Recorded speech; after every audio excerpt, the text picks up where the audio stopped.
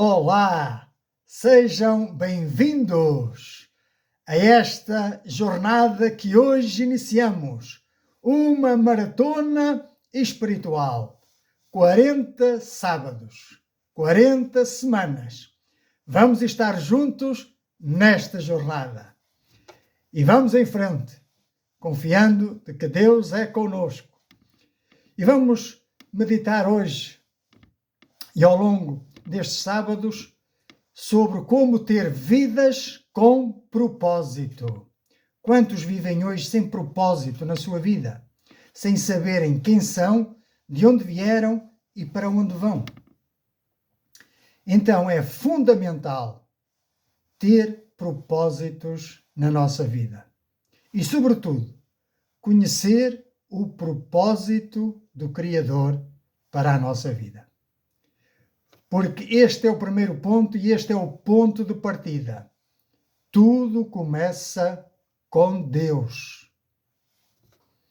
Anota aí no teu caderno, mas sobretudo no teu coração. Porque hoje vamos mudar o ponto de partida da tua existência.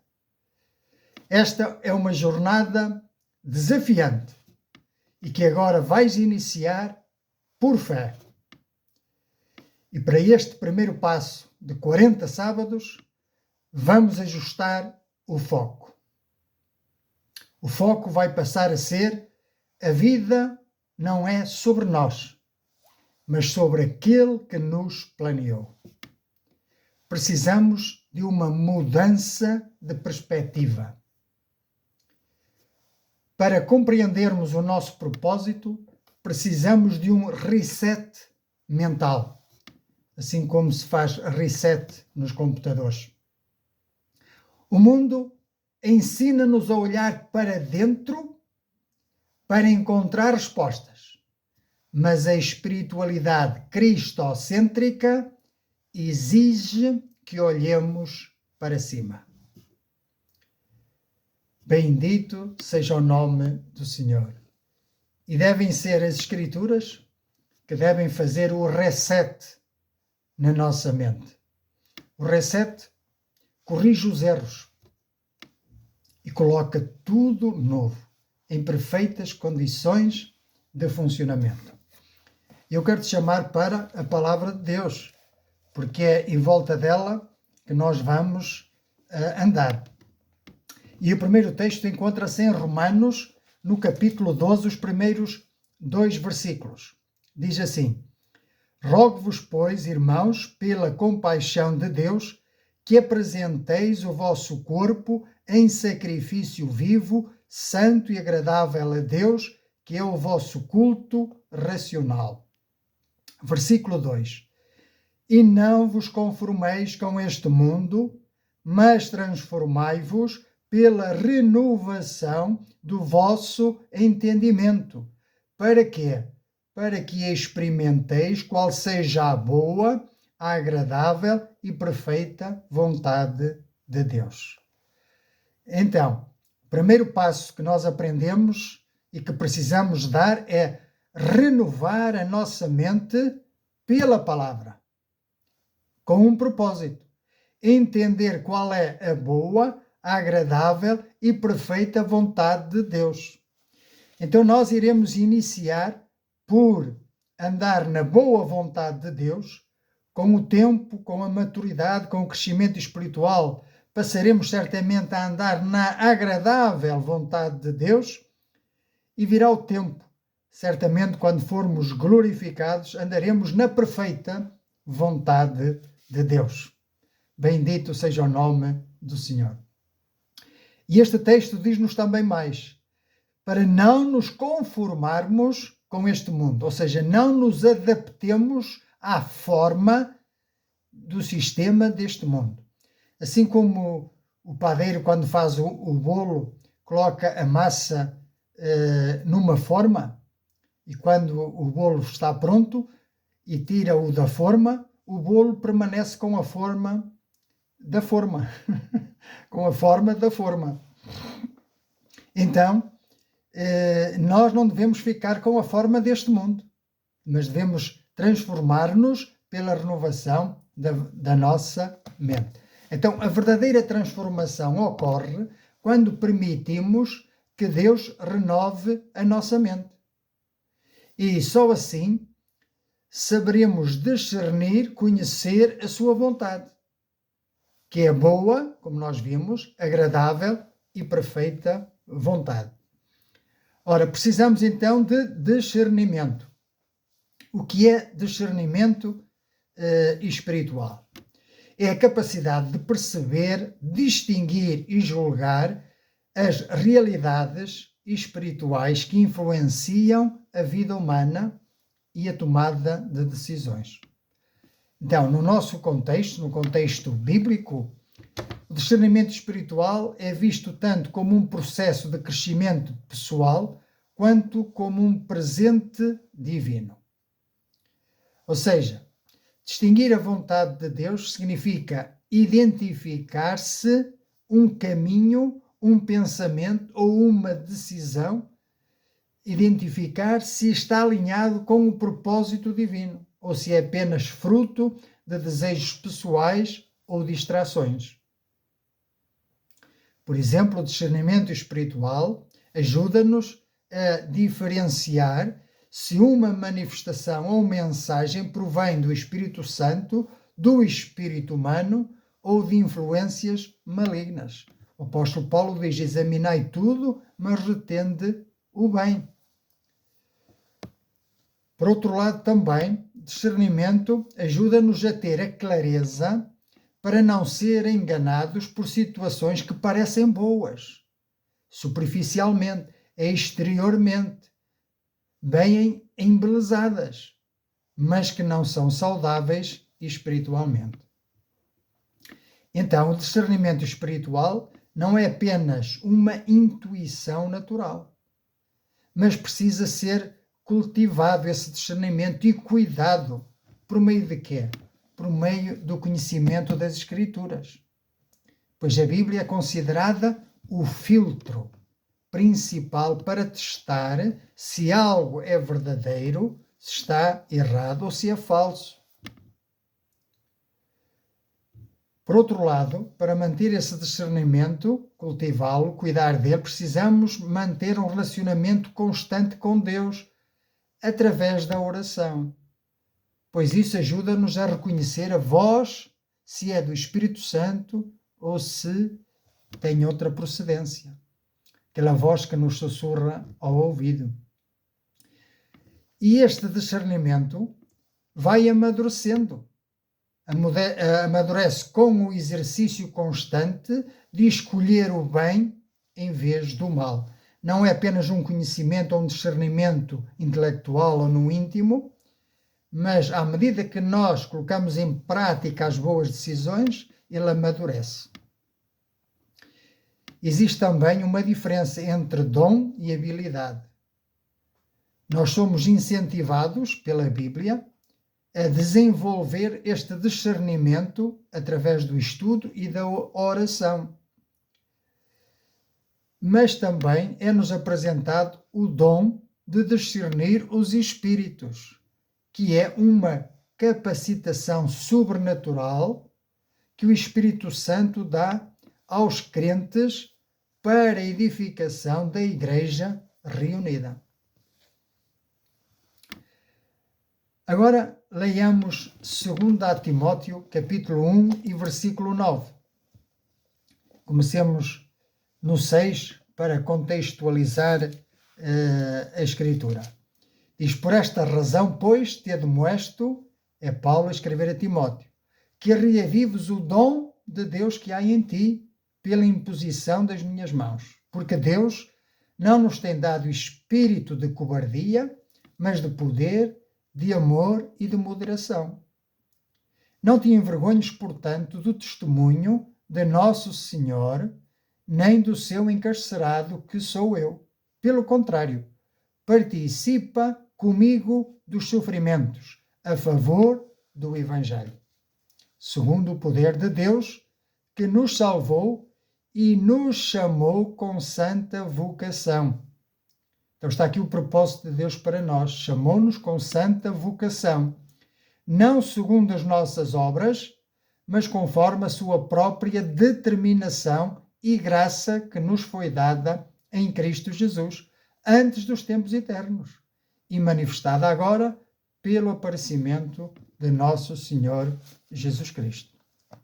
Então, Deus salvou-nos e chamou-nos com uma santa vocação, não segundo as nossas obras, mas segundo o seu próprio propósito e graça que nos foi dado em Cristo Jesus antes dos tempos dos séculos.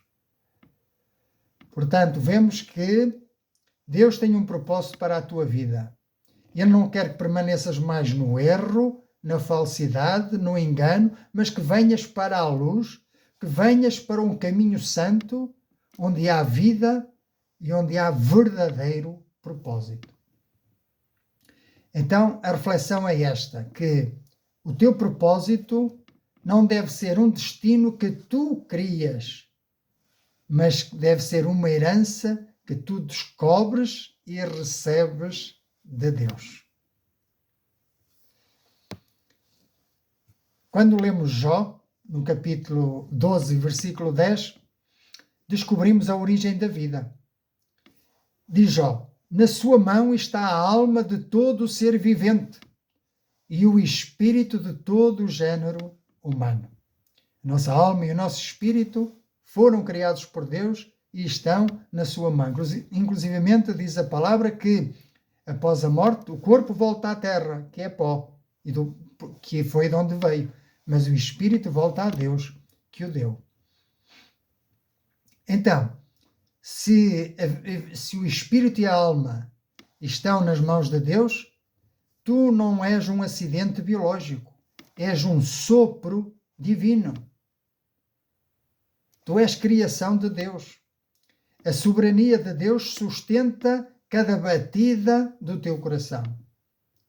Se Ele detém a vida em si, é nele que o sentido dessa vida deve ser procurado.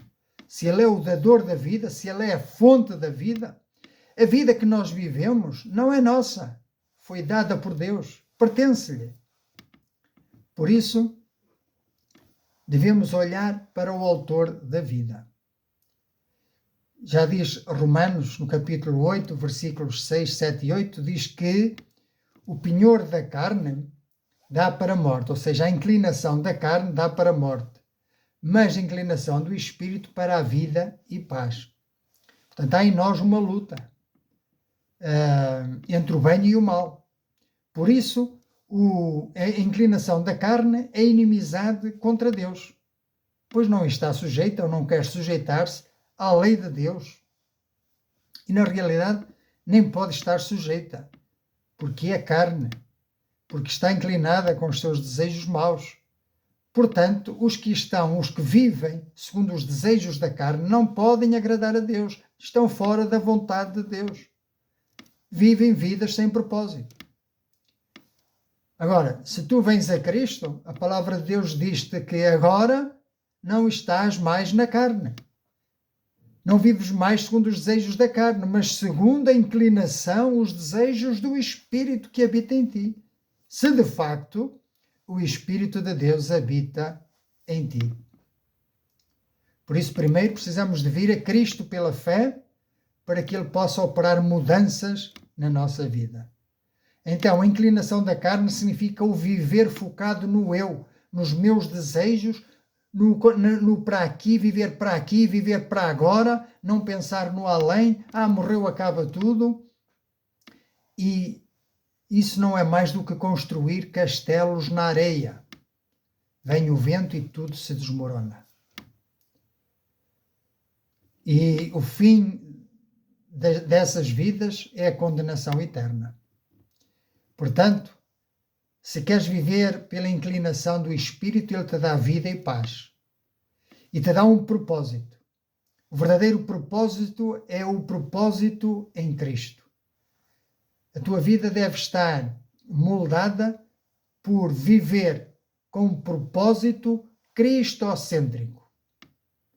E assim, em vez de viveres em ansiedade, e de tentar, esforçar-te por tentar ser alguém, passas a preocupar-te e a ser feliz e a estar grato por pertencer a alguém. Então aqui está uma verdade que deves guardar. Mais importante do que ser alguém é pertencer a alguém. Precisamos de mudar este foco, não é? A minha pergunta é: a quem pertences tu? Pertences a ti próprio? Vives para ti próprio? Para as tuas realizações pessoais? Ou vives para aquele que deu a sua vida por ti?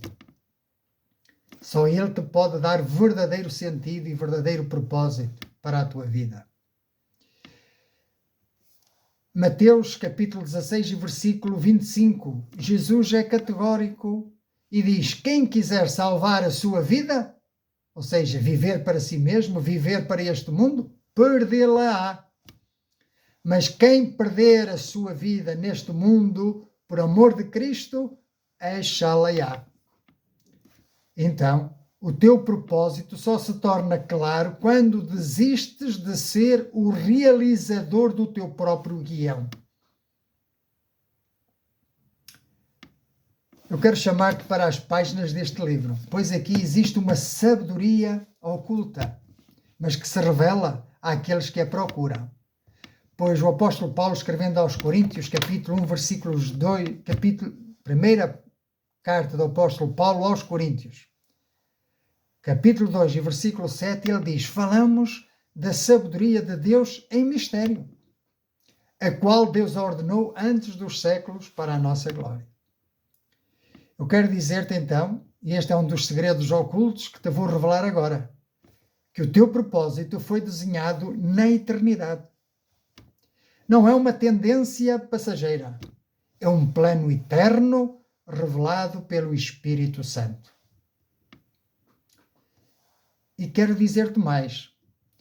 No livro de Efésios, capítulo 1 e versículo 11, está escrito que em Cristo fomos feitos herança de Deus, herdeiros de Deus e co-herdeiros com Cristo, predestinados conforme o propósito daquele que faz todas as coisas segundo o conselho da sua santa vontade.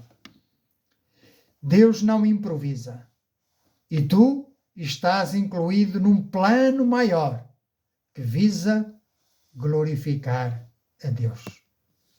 Se na tua vida não tens este propósito de glorificar a Deus, eu quero dizer que vives com propósitos errados, com propósitos sem saída.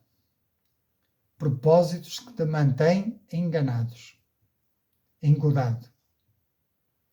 Portanto, para resumir, tudo começa em Deus e com Deus e para Deus. O erro mais comum na busca pelo sentido da vida é começar à procura por nós mesmos. Se queres saber por que fostes colocado neste planeta, tens de começar com o teu Criador. O propósito da tua vida não é sobre ti. A vida é sobre permitir que Deus te use para os propósitos dele e não tu usares Deus para os teus próprios planos ou autorrealização. Como trabalho de casa para esta semana, aconselho-vos a ler na carta aos Efésios os primeiros versículos do capítulo 1 da carta aos Efésios, os primeiros 14 versículos, e depois lê também na carta do apóstolo Paulo aos Colossenses, capítulo 1, versículo 13 a 20. Em Efésios fala-nos do propósito escolhido em Cristo, do propósito de Deus para a sua glória. E para Cristo foram reunidas todas as coisas e tudo converge em Cristo. Então, se estás fora deste propósito do Criador, estás fora da felicidade, estás fora da vida plena. Então é tempo de mudares, a fazeres um reset à tua mente. E para concluirmos, há verdades que nós devemos anotar hoje. Primeiro, não és um acidente. Tu existes porque Deus desejou que existisses. Ele planeou cada detalhe antes mesmo de tu nasceres. Em segundo lugar, a autoajuda tem limites. Podes ter muito sucesso seguindo manuais de autoajuda, mas sucesso e propósito são coisas diferentes. Podes ser um sucesso aos olhos do mundo e ainda assim falhar no motivo pelo qual foste criado. Terceiro, não descobres o sentido da vida olhando para dentro de ti ou filosofando. Descobres o sentido da vida consultando o manual do fabricante, a Bíblia Sagrada. Por isso, há uma pergunta que precisamos de meditar nela. Apesar de toda a publicidade ao meu redor, como posso recordar-me diariamente de que a vida que Deus me deu é para Deus e não para mim? É isso que está em causa. Então, não te esqueças destas verdades. Deus é o autor. Nós somos os personagens. O sentido da personagem encontra-se nas intenções do autor. A personagem é tanto melhor quanto melhor fizer aquilo que o autor quer que a personagem execute, é ou não é? Se o propósito não glorifica a Cristo, então o nosso propósito é apenas uma ambição pessoal mascarada, ainda que de religiosidade. Então, uma aplicação prática é começares o teu dia perguntando: Senhor, como posso servir ao teu plano hoje? Em vez de pedir a Deus que abençoe o teu plano. Vamos terminar com uma reflexão. 2 perguntas apenas. Tens tentado descobrir o teu propósito olhando para o espelho? Ou olhando para este espelho, o espelho da palavra? E uma pergunta mais séria é: se a tua vida terminasse hoje, o que pesaria mais? As tuas conquistas pessoais ou o quanto serviste aos interesses de Deus?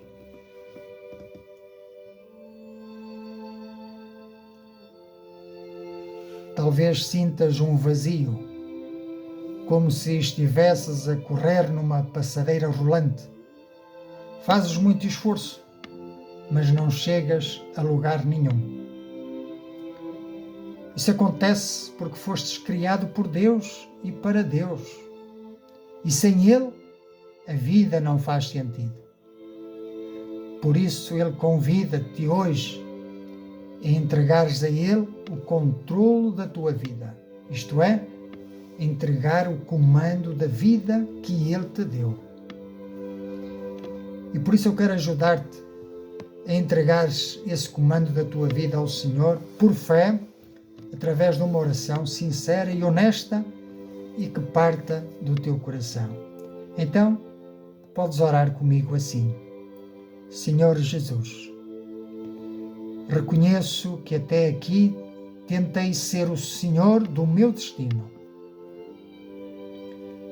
mas arrependo-me de viver para mim mesmo e aceito o teu propósito para a minha vida. E creio que morrestes pelos meus pecados, na cruz, tomando o meu lugar. Entrego-te agora o controlo do meu coração e vem reinar em mim. Toma o teu lugar de direito como o meu suficiente Salvador e único Senhor. Ensina-me a viver o teu propósito hoje e sempre. Amém.